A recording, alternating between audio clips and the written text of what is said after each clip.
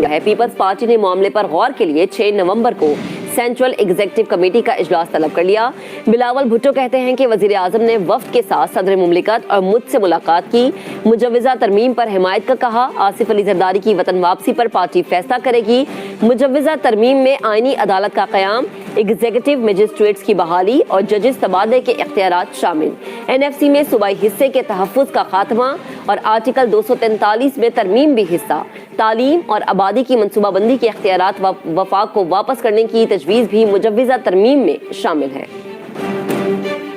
حکومت نے 27ویں آئینی ترمیم لانے کی تیاری کر لی، منظوری کے لیے پیپلز پارٹی سے مدد مانگ لی۔ وزیر اعظم کی صدر مملکت اور بلاول بھٹو سے ملاقات، PP چیئرمین کا سوشل میڈیا ایپ ایکس پر پیغام۔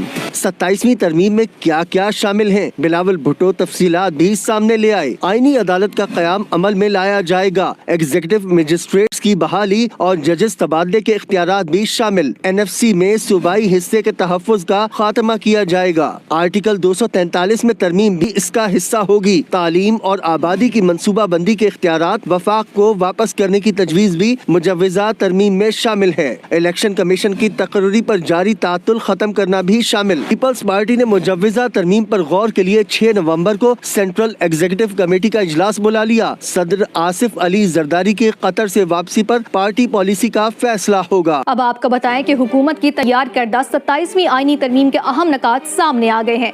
آئینی عدالت کا قیام اور فوج کی کمانڈ میں تبدیلی آئینی ترمیم کا اہم حصہ ہے۔ سپریم جوڈیشل کونسل اور جوڈیشل کمیشن کی سربراہی چیف جسٹس پاکستان کی بجائے چیف جسٹس آئینی عدالت کو دے دی جائے گی۔ NFC ایوارڈ میں صوبوں کا حصہ کم کرنے کی گنجائش، بہبود آبادی اور تعلیم صوبوں سے واپس لینے کی بھی تجاویز شامل ہے۔ اسلام آباد سے عثمان خان کی رپورٹ۔ بہبود آبادی اور تعلیم صوبوں سے واپس لینے کی بھی تجاویز شامل ہے۔ اسلام آباد سے عثمان خان کی رپورٹ۔